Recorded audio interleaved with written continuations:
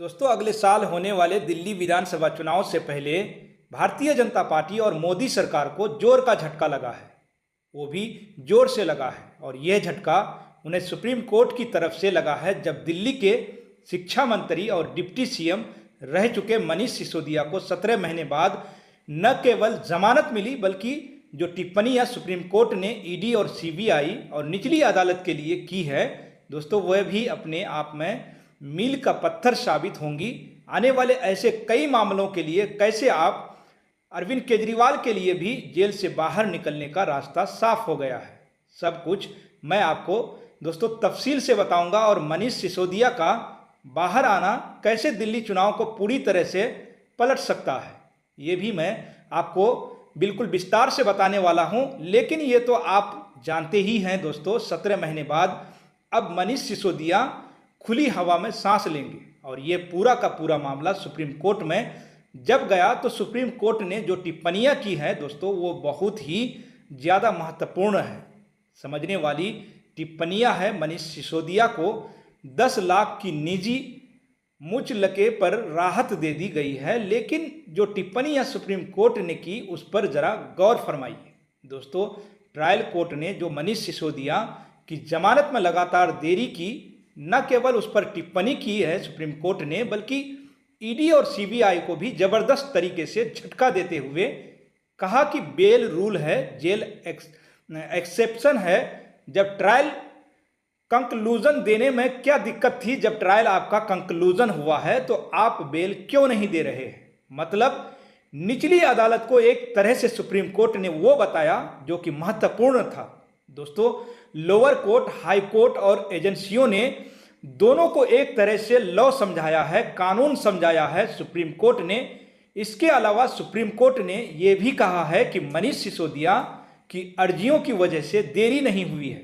देरी इसलिए हुई है क्योंकि निचली अदालत ने तेज ट्रायल के हक की अनदेखी की है। ये बहुत दोस्तों महत्वपूर्ण टिप्पणी है दोस्तों, जो कि सुप्रीम कोर्ट ने ना कि निचली अदालत पर की बल्कि ईडी और सीबीआई पर भी, यह कहते हुए कि जब आपको इन्वेस्टिगेटिव एजेंसी से डिले किया गया, यह बात की गई, यह बात उठी इन्वेस्टिगेटिव एजेंसी क्यों, क्योंकि ईडी सीबीआई है इस मामले में, तो उन्होंने कहा कि मनीष सिसोदिया की तरफ से देरी की गई, उनकी अर्जियों की वजह से देरी हुई। तो सुप्रीम कोर्ट ने दोस्तों साफ तौर पर कहा कि सिसोदिया यानी मनीष सिसोदिया के अर्जियों की वजह से देरी नहीं हुई है।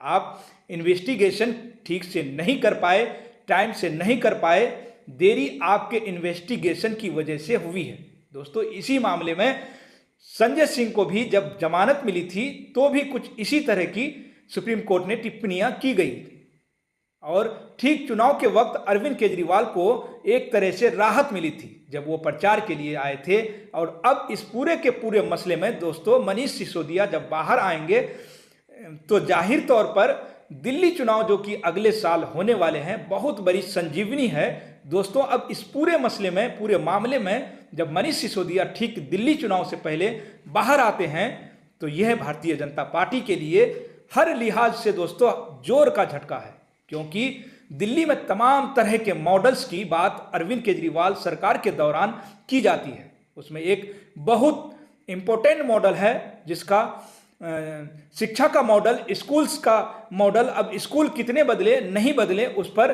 बहस की जा सकती है, लेकिन अपने स्कूल मॉडल को बड़े प्रमुखता से दिखाती है आम आदमी पार्टी, ये कहते हुए कि देखिए हमने सरकारी स्कूल प्राइवेट से भी अच्छे कर दिए हैं। और उसका जो चेहरा है वो मनीष सिसोदिया है दोस्तों। शिक्षा मंत्री के तौर पर उनका जो भी योगदान रहा दिल्ली में, उसको लेकर आम आदमी पार्टी लगातार बात करती है। तो संजय सिंह ने यही कहा कि एक आदमी को आपने 17 महीने बर्बाद कर दिए। तो ईडी सीबीआई ने हाल के सालों में जिस तरह से इन्वेस्टिगेशन किए विपक्षी नेताओं पर, उनको जोर का झटका न केवल कोर्ट से मिला है बल्कि राजनीतिक तौर पर भी भारतीय जनता पार्टी बैकफुट पर दोस्तों आ गई है। सुप्रीम कोर्ट ने आज साफ तौर पर कहा कि जमानत मामले में हाई कोर्ट और ट्रायल कोर्ट सुरक्षित खेल रहे हैं। सजा के तौर पर जमानत से इनकार नहीं किया जा सकता है दोस्तों। अब समय आ गया है कि अदालतें समझें कि जमानत एक नियम है और जेल एक अपवाद है दोस्तों, अपवाद है।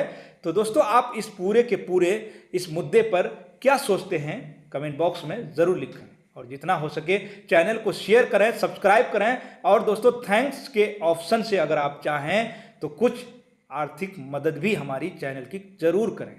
फिलहाल दोस्तों इस रिपोर्ट में इतना ही, फिर मिलेंगे अगली वीडियो के साथ। आप सभी का बहुत बहुत शुक्रिया।